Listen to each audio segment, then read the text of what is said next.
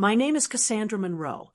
I'm 29, and I used to believe I was the backbone of my family, the one who could shoulder the burden, defuse the tension, and keep everyone afloat.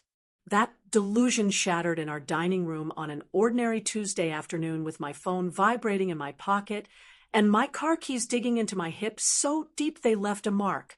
I didn't even initiate the confrontation. I simply mentioned I couldn't accompany my sister to her audition because I had a specialist consultation I'd been waiting 3 months to get. The atmosphere shifted in that unnatural way it does moments before everything collapses. My sister's expression hardened like porcelain cracking under pressure, and she moved closer with this absolute conviction that made my blood run cold. She declared there was no consultation.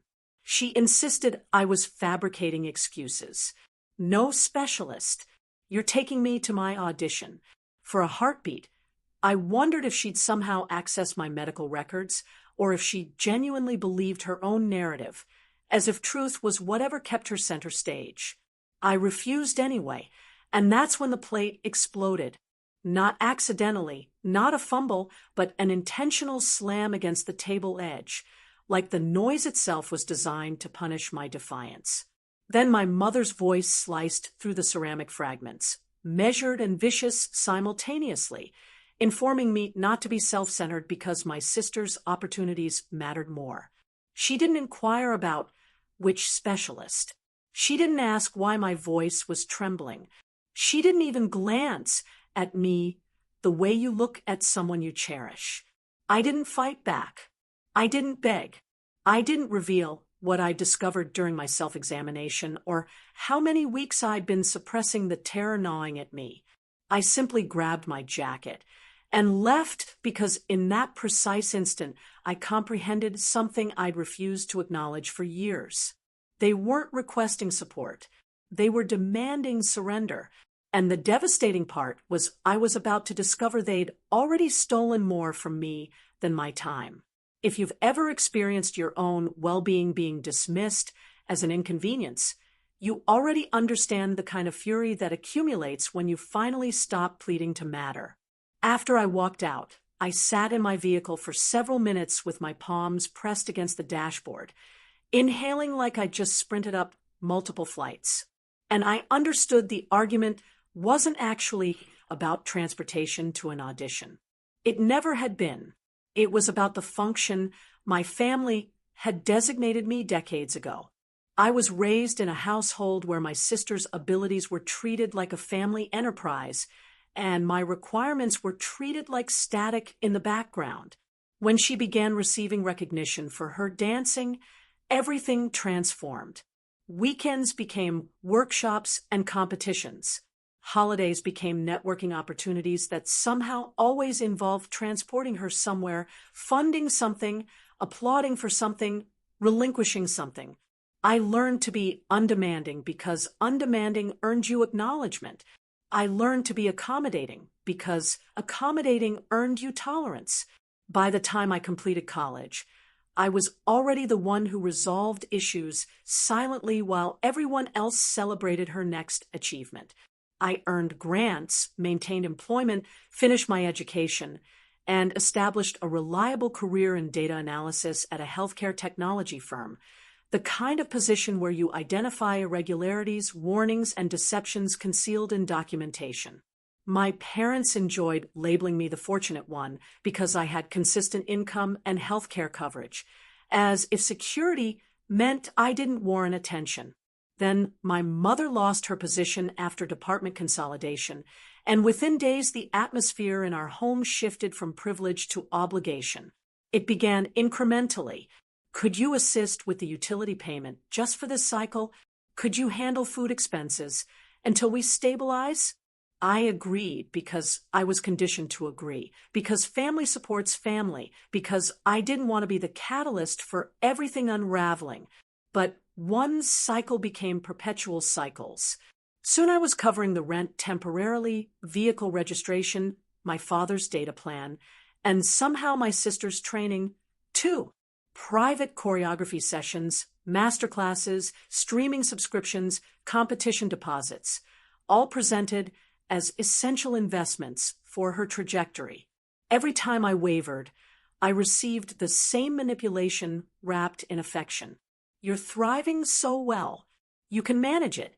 She's the one with the talent. I began extending my shifts, eliminating breaks, convincing myself I'd recover later. That's when I noticed the fatigue that didn't correlate with my schedule, the discomfort that persisted, the abnormality I detected during my examination that made my stomach plummet like a cable had severed. I didn't inform them immediately because I already predicted what would occur. They'd dismiss it, transform it into theater, criticize my priorities. So I scheduled the consultation discreetly, preserved the verification, and added it to the shared digital calendar anyway, hoping some fragment of them would acknowledge me if I provided the opportunity. Nobody inquired. Nobody checked. And the evening before my appointment, my sister proclaimed her surprise audition like it was a constitutional mandate, and I could sense the familiar pattern engaging again. The identical demand wearing fresh disguise, the identical question concealed beneath every statement. How much of yourself are you prepared to sacrifice so she can flourish? The evening before my consultation, she rushed into the kitchen with that luminous, rehearsed intensity she reserved for performances, speaking rapidly like if she didn't maintain momentum, reality couldn't challenge her vision. She explained a regional dance company had extended her an unexpected showcase opportunity, and someone influential might attend, a choreographer, an agent, a producer. She kept alternating the description because the specifics didn't matter as much as the urgency. She needed arrival time. She needed the appropriate costume. She needed someone to transport her because our father had obligations and she didn't trust rideshare applications. She stared directly at me, like the outcome was predetermined. I informed her I was unavailable. I stated it once firmly, like a limit was a reasonable thing.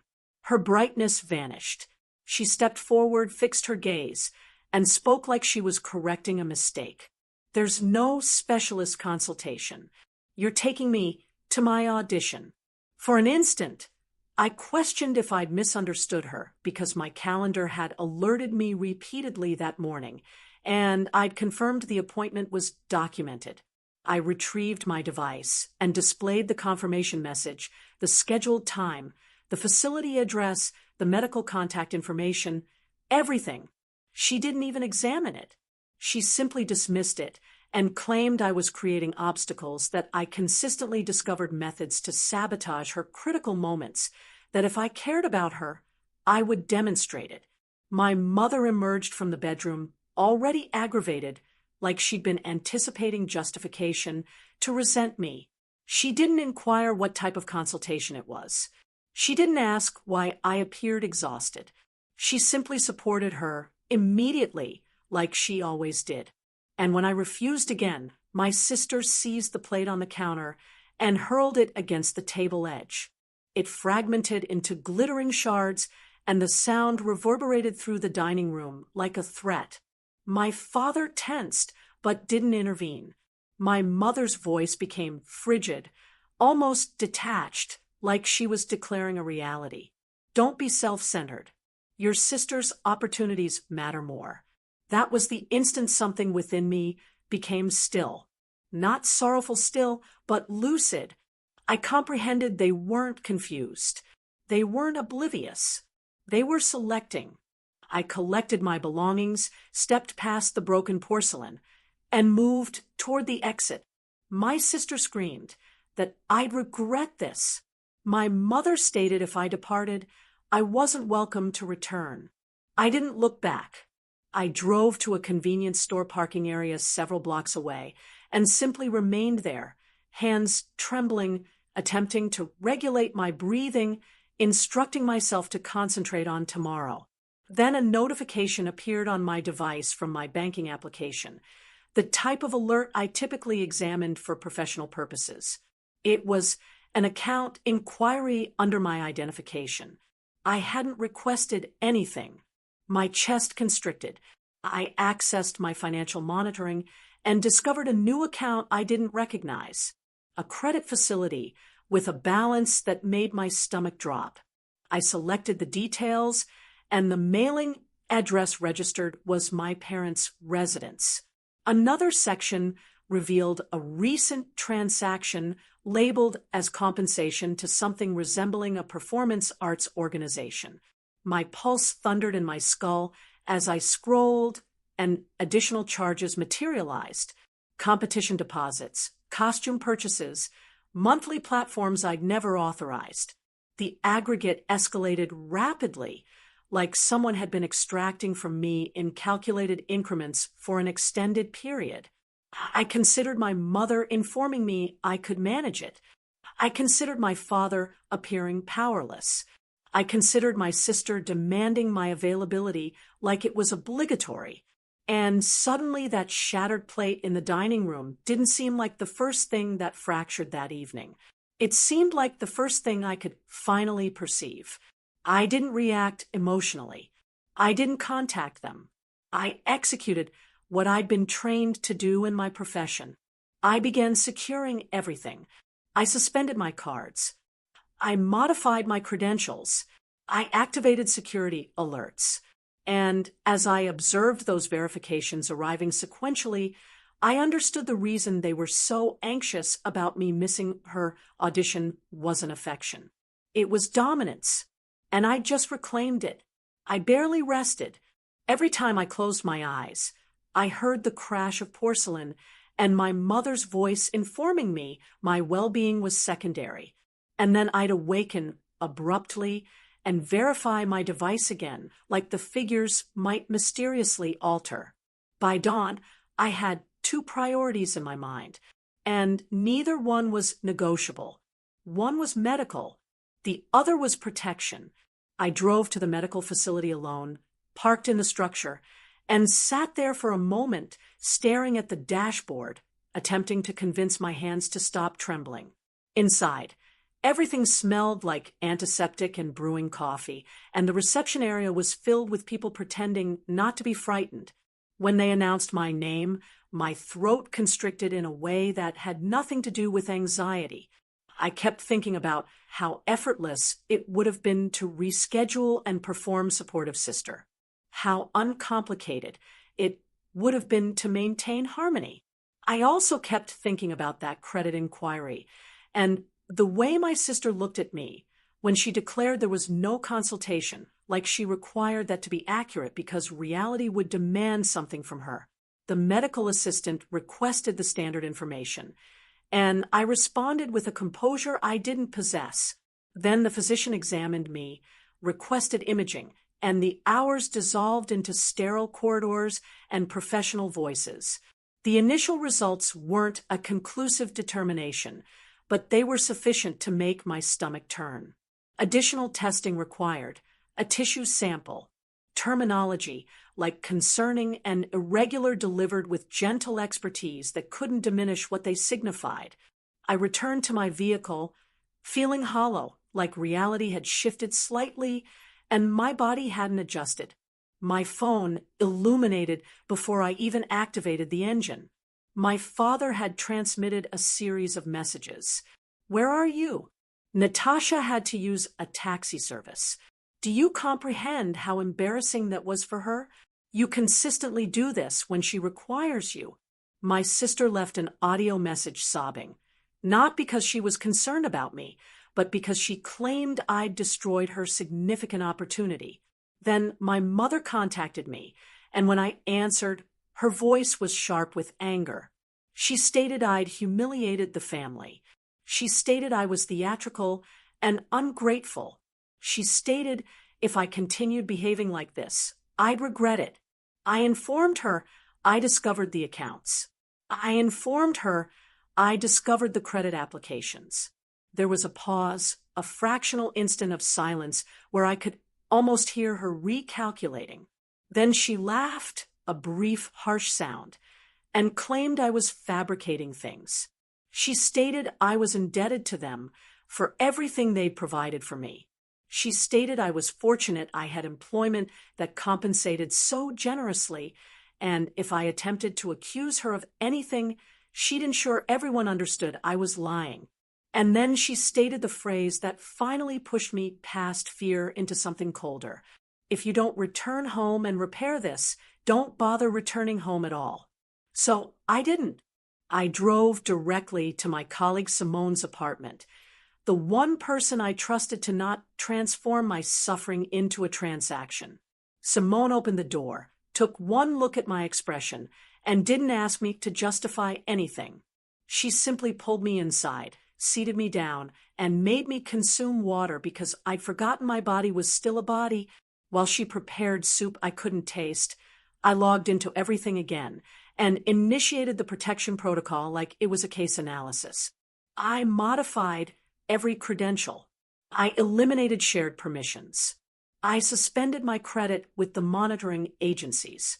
I contacted the bank's security department and submitted a report, my voice steady even as my hands trembled. I documented every charge, every inquiry, screenshots, dates, amounts, because I understood the only method to defeat a manipulator was documentation. When the bank representative inquired if I suspected anyone close to me, my throat constricted, and I stated yes. That evening, Simone sat beside me on the sofa while I completed an identity theft declaration and composed a message to my HR department explaining I'd require accommodation for medical testing. The following day, the biopsy confirmed what my fear had been whispering since the examination. Stage 2, treatment protocol, surgery initially, then chemotherapy. I stared at the terminology until they stopped appearing real, and all I could think was how my family had looked me in the eyes and informed me there was no consultation, as if denying it could eliminate it, as if my body could be overruled by their priorities. I forwarded the diagnosis to myself, preserved it in 3 locations, and then I executed something I'd never done before. I stopped attempting to prove I deserved care. I informed Simone I wasn't returning, and the moment I verbalized it, something strange occurred. I felt lighter, not because it was resolved, but because I finally comprehended that the people who were supposed to protect me were the ones I needed protection from. Mother used when she informed me my sister's opportunities mattered more. Across the room, she stared at me like I was betraying her, not like she was the one who'd used my identity. Then the prosecutor presented the larger figures, transfers routed through applications and accounts tied to my information, invoices submitted to my mother's former employer for services that didn't exist, money moved in amounts just small enough to avoid automatic detection until it wasn't small anymore. A total that made the administrative room feel suddenly too quiet. My mother's attorney attempted to frame it as family assistance, as harmless borrowing, as a misunderstanding magnified by stress. My mother finally spoke, and her voice was the same cold confidence I remembered from the dining room. She stated everything she did was for Natasha. She stated I was stable and could manage it. She stated I was ill and emotional and didn't comprehend how difficult it was to invest in talent. She looked at the magistrate and used the word sacrifice like it was honorable. Then Natasha stood up. I saw her hands tremble as she walked to the witness position, and for a second, I worried she'd collapse into the old function, the one where she let our parents speak for her. Instead, she lifted her chin and told the truth in a voice that sounded like someone finally awakening. She stated our mother deleted my consultation from the shared calendar and informed her it was fabricated. She stated our father coached her to repeat the phrase that there was no specialist appointment. She stated they taught her that my needs were self-centered, that my health was an obstacle, that love meant obedience. She admitted she signed documentation without reading because she trusted them, and because they promised her a future if she didn't ask questions. Then she looked directly at my mother and stated the sentence that cracked something in her. You didn't build my dream. You purchased it with her life. The prosecutor displayed messages next. And even from where I sat, I could see the subject lines, the dates, the language that wasn't vague anymore. Strategies, timing, accounts. There was a message about closing balances, another about transferring funds, and then the travel itinerary Natasha had warned me about. One-way tickets with a departure date scheduled for 8 days from now. My father started objecting, but it wasn't the quiet kind of objecting that comes from shame. It was loud, strategic, meant to shift attention. When that didn't work, he turned and glared at me like I'd ruined his life. My mother's expression tightened, and for the first time, her confidence looked like panic attempting to hold its shape. The magistrate's voice was calm when she ordered the assets frozen pending further examination, calm when she referenced identity theft, calm when she noted the attempt to flee, calm when she approved the warrant. The impact came moments later when 2 officers appeared at the side entrance, moved with practiced efficiency, and stood behind my mother as if they'd been there all along. She looked around like she expected someone to stop it, like she expected reality to remember the old rules where she could manipulate and everyone else would comply. Nobody did. Her wrists disappeared behind her back, and the sound of the restraints was quieter than the plate breaking had been. But somehow it struck harder.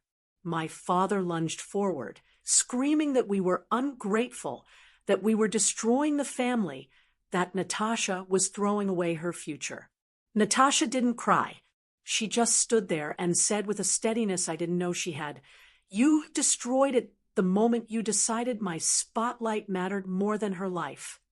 When they escorted our mother out, she twisted her head toward me and hissed that I'd pay for this. I didn't respond. I watched her go, and I realized something that surprised me. I didn't feel guilty. I felt liberated. 2 years later, the sound that marked my life wasn't porcelain shattering or restraints clicking. It was my alarm activating at 6:45. The quiet kind of morning where reality hasn't demanded anything from you yet. I'd open my eyes in my own apartment, take a breath, and feel something I used to think was impossible. Peace. My treatment had been brutal, not in the theatrical way people imagine on television, but in the slow, exhausting way that forces you to decide every day whether you're going to keep advocating for yourself. Surgery left scars that I stopped attempting to conceal. Chemotherapy took my hair, my appetite, my sense of control, and then gave me something back that I didn't expect. Clarity. When the physician finally stated the words, "no evidence of disease," I cried in the parking structure, not because everything was suddenly perfect, but because I'd fought for my life while the people closest to me insisted my life was negotiable. That victory belonged to me. I returned to work in phases, and my company promoted me after I rebuilt a fraud detection process that helped catch the exact kind of schemes my mother used to execute. It felt like transforming suffering into purpose without letting suffering define me. I stopped sending money to my parents, and reality didn't end. The guilt did gradually because I started to understand the difference between helping and being exploited. My mother was sentenced to 47 months, and my father received 32 months for his involvement, plus mandated counseling. Their residence was sold, their accounts were seized, and the image they guarded so fiercely cracked in front of everyone they tried to impress. That part was satisfying in a way I won't pretend I didn't feel, not because I enjoyed suffering, but because consequences finally existed in a family that had trained me to believe consequences were only for me. Natasha didn't become a star, and that turned out to be the best thing that ever happened to her. She moved into a modest place with roommates, obtained part-time employment, and finished courses at a community college. She still performed sometimes at local venues, not because she needed to prove anything, but because she actually loved it when no one was forcing reality to revolve around it. We didn't become best friends overnight. Trust doesn't reset just because someone apologizes. but she kept appearing in small, consistent ways that didn't ask anything from me. She transported me to follow-up consultations when Simone couldn't. She learned how to prepare a few simple meals and delivered them without making a speech. She stopped defending our parents. She stopped asking me to be the bigger person. Instead, she became an adult who understood what accountability looks like. We started meeting once weekly for coffee, not to rehash the past, but to construct something new, sister to sister, without manipulation or obligation hanging in the atmosphere. Once she admitted she still heard our mother's voice in her head, informing her she was entitled to more. And then she stated she was learning to ignore it. I informed her I was still learning, too, because healing isn't just medical. It's emotional. It's financial.